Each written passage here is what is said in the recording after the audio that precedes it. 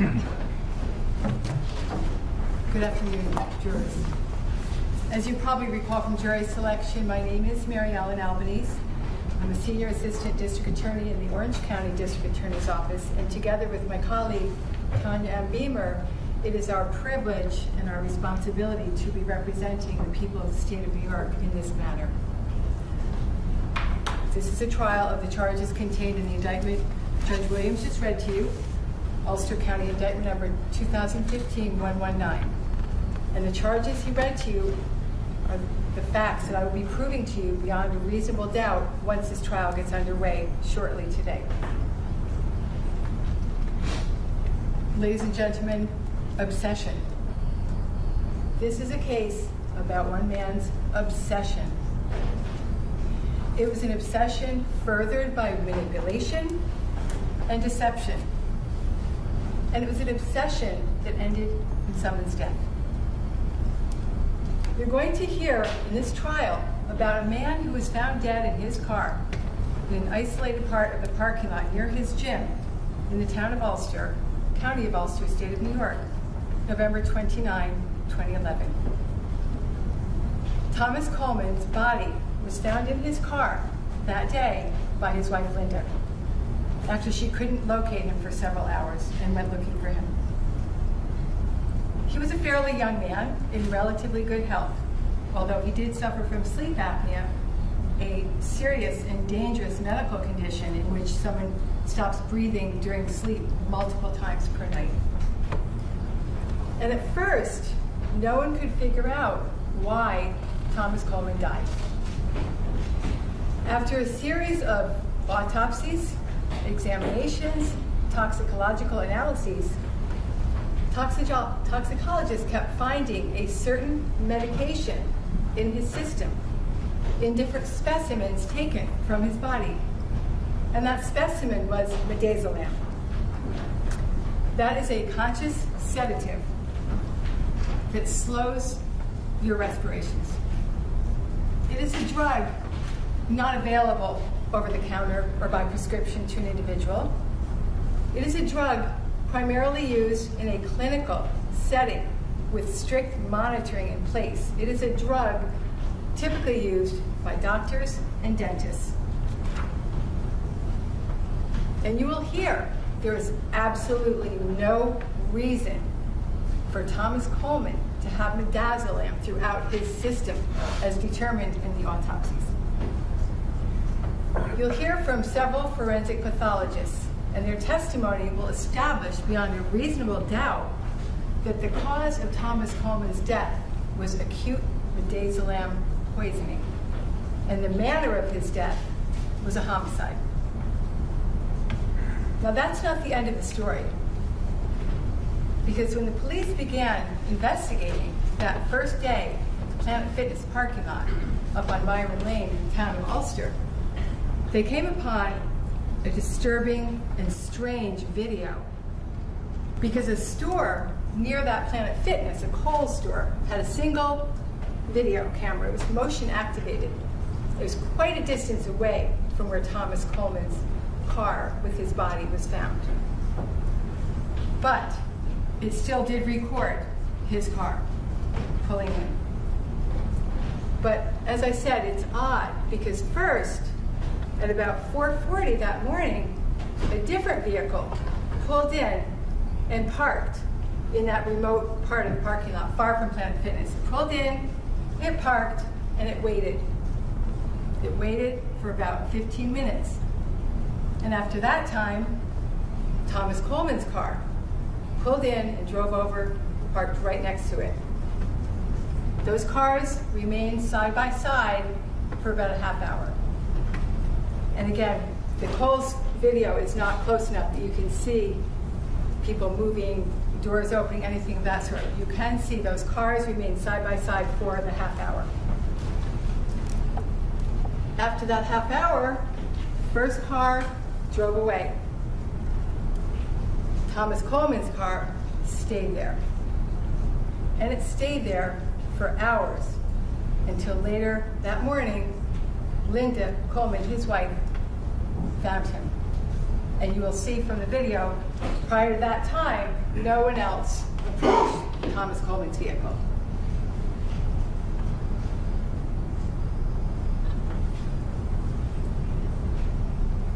Police continued their investigation, and they found out that one of the defendant's friends, in fact, his best friend, was the defendant, Gilberto Nunez.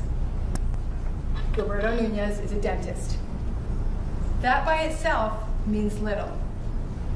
That by itself proves nothing. But you will hear that there is a darker side, because police learned that Gilberto Nunez, the defendant, was actually having an affair with Thomas Coleman's wife, Linda. An affair that had gone back for about a year. As I said, members of the jury, this case is about obsession.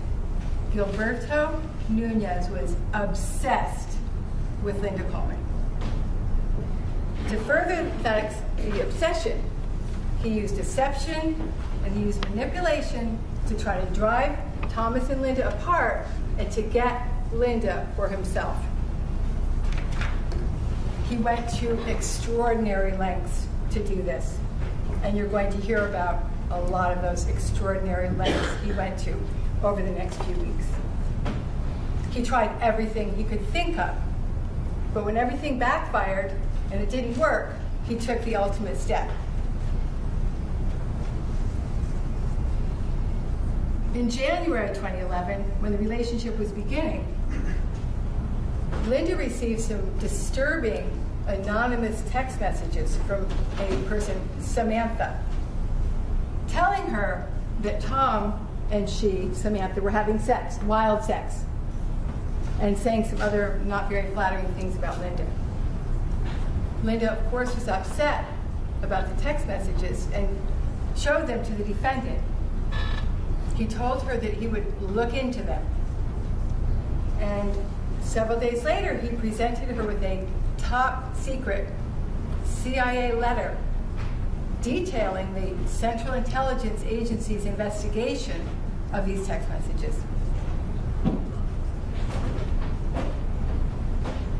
The letter also encouraged Linda to speak to Dr. G if she had any further questions. And you will see that letter and the folder and everything about it is a forgery. You will hear that in this trial. Again, ladies and gentlemen, deception. In July 2011, before Thomas Coleman knew about the affair, he was away for several days. When he returned, he confronted Linda because while he had been away, he received hundreds of text messages from a number he did not know. Messages telling him that Linda was cheating on him with the dentist. When he confronted Linda, Linda told him that in that same time frame of him being away, she too had received text messages from someone saying that Tom was cheating on her. They compared phones and saw these text messages came from the same phone number that they did not recognize. And you will hear they came from a track phone that was only in existence for about a week back in July of 2011. Linda suspected these text messages were sent by the defendant because the defendant had been wanting Tom to know of the affair, and Linda did not want him yet to know. She confronted the defendant. He denied it, but he then admitted it. Linda, at that point, and again this is late July 2011, told him she was breaking off the relationship. It was just too strange. He threatened suicide, saying he could not live without Linda. This is the defendant. Again, manipulation, ladies and gentlemen. And the obsession I'm talking about is also seen in many emails the defendant sent to Linda Coleman. August 9th, 2011. I don't have words to express right now how I feel. I didn't sleep for a minute, crying and thinking all night, how is possible something so beautiful and amazing as the love we have for each other? God is just going to take it away just like that. I feel total devastation. If I lose you, I will have the feeling of being nothing again, worthless trash. If I lose you, I will lose everything I believe to be true. If I lose you, my faith in God will no longer exist because I will never understand how he will do this. If I lose you, even though I will never take my life because I promised you, my life will be as if I am dead.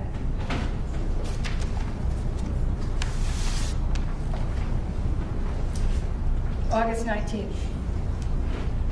You just want me to leave you like nothing ever happened between us, like our true love is meaningless, like we are not worth anything. What Tom is doing is very selfish. He doesn't want your happiness, but his own. I want you to know that I believe in us, and I am not giving up what took me 44 years to find. I am not leaving you. Not today, not tomorrow, not ever. I am not going to let you just walk away from me. Never.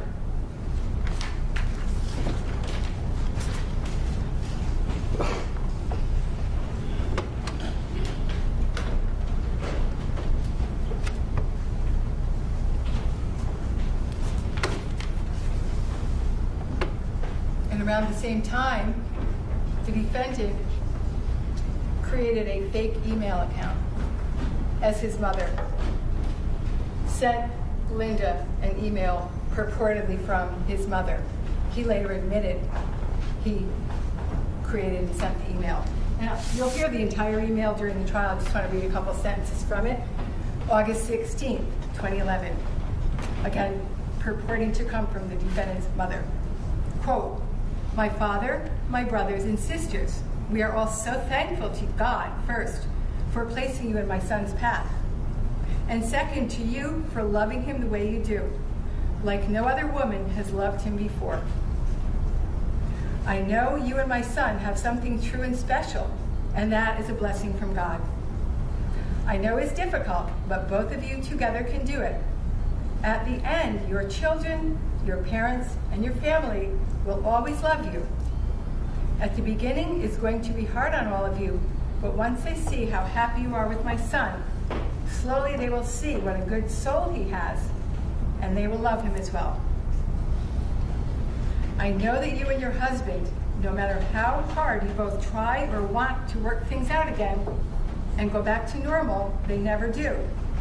You both will have a miserable life and will end up breaking up anyway."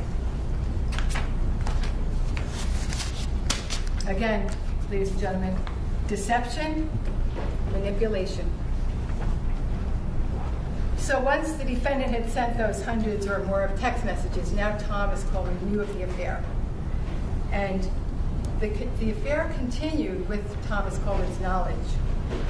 And his reaction to the affair is not what you would expect, not what you would have expected to see. He did not get angry with the defendant.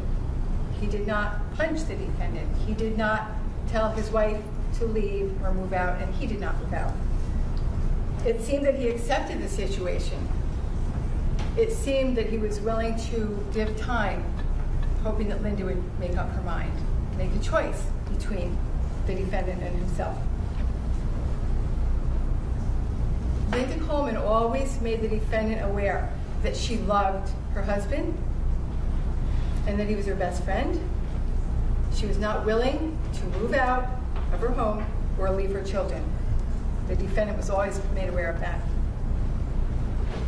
Yet he continued his efforts to drive Linda and Tom apart.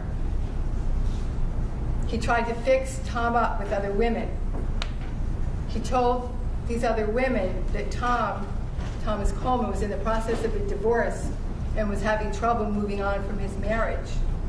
Except there was no divorce discussed. So again, deception, manipulation, obsession. Tom, as I said, did accept the relationship for a while.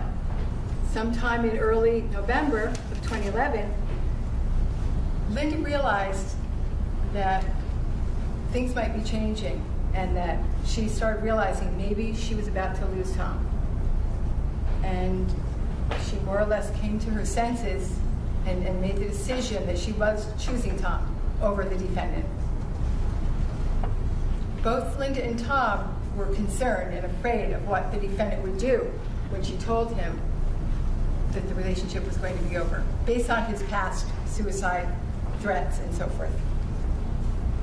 The defendant often told Linda and Tom Coleman that they were all he had, and they were close. As I said, Thomas Coleman and the defendant were allegedly best friends, although I put that in quotes. Monday, November 28th, 2011, Linda Coleman and Thomas Coleman emailed each other back and forth from their jobs throughout that day, because it had been decided that Linda was going to meet Gil that night, the defendant, and kind of give him the news or give him a suggestion of the news. Tom and Linda decided she wouldn't come right out and tell him that it was over, because they were worried about him getting through the holidays and what he might do. They decided she was going to just let him know she was struggling with things. She didn't want to talk about the future. She didn't want to make any plans. And that's what happened. That meeting took place between the defendant and Linda Coleman on November 28th after work. And later that same night, Monday, November 28th, Tom and the defendant watched the Giants game. Not together, they were at their own homes, but they texted each other during the Giants game, which is something they often did. They were both Giants fans, and they often texted with each other. Now, Tuesday, November 29th, 2011, Linda woke up, got her daughter off to high school, got her 7-year-old son on the bus, and then went to her job. Tom was already gone by the time Linda woke up. He was the early riser in the household. He would normally get up early, pack his work clothes, pack his lunch, go to the gym, Planet Fitness, and from there he would shower and go directly to his job at United Healthcare. When Linda left that morning for work after getting the kids off for school, she had no idea that in a few hours she would be finding her husband dead in his car at the Planet Fitness parking lot.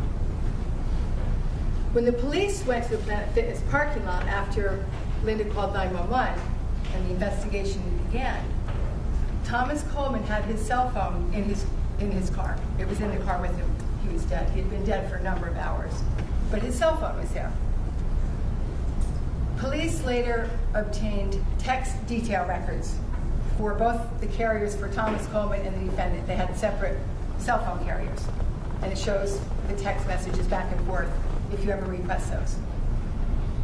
Those records showed that the night before, while the Giants game was going on, the defendant and Tom texted each other back and forth roughly 62 times. When the police took that phone from Thomas Coleman's car and analyzed it, State Police Computer Crimes Unit downloaded what was on that phone, there were probably several hundred text messages, but not one of those 62 text messages was on his phone, even though we know they occurred. And Thomas Coleman's phone could be accessed without a password. And you'll hear the simple steps that were necessary to delete text messages from Thomas Coleman's phone.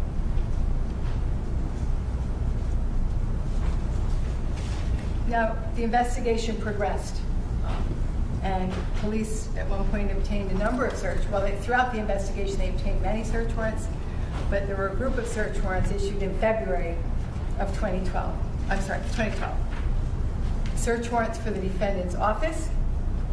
He lived above the office at that time. Search warrants for his residence, search warrants for his cell phone, search warrants for his computers. In his office, they found the drug midazolam, the drug that killed Thomas Coleman, the drug that is primarily available to doctors and dentists. You'll also hear when the police searched his computers, they found fake CIA ID cards with his picture, with the CIA logo, special agent. And you'll hear from witnesses to whom the defendant told he was a CIA agent. You'll also hear that in the search of his computers, the police yielded evidence that there had been a search for the term midazolam conducted from one of those computers. The police went to many local businesses seeking video, to seek video of the roads leading to and from the Planet Fitness parking lot. And a number of businesses along that route did supply video to the police. And you will see those videos in this trial. And on those videos, you will see a white SUV traveling to the area of that Planet Fitness parking lot, and then in the time frame in which the car left Thomas Coleman there, traveling back down that same route of travel. And police noticed on the day Tom died, because the defendant showed up at the Planet Fitness location shortly after Linda called 911. He was driving, and he drove at that time, a 2010 white Nissan Pathfinder. Looked like the car in the video. Now, a very short time after the murder, the defendant traded in that car. But what he didn't know was that that car had a defect in it. And you will hear that the police provided all the videos that you'll see, the videos provided by the local businesses, to a forensic video analyst expert named Grant Fredericks, who will come and testify in this case. And he viewed and analyzed all the video. He conducted further analysis of the defendant's car, which was gotten back by the police from the various hands through which it had passed. And when Grant Fredericks reviewed the videos, he observed something strange in those videos that he will describe to you. And you will see that, those strange things he will describe to you in the videos yourself, because of the defect the defendant's car had. And the defect the defendant's car had is also shown in the video at the Coles and the video of the vehicle traveling to and from the murder scene. And you will hear that the defendant's 2010 Nissan Pathfinder that he sold shortly after the murder was indistinguishable from the vehicles in the video, both at the Coles parking lot and traveling the route.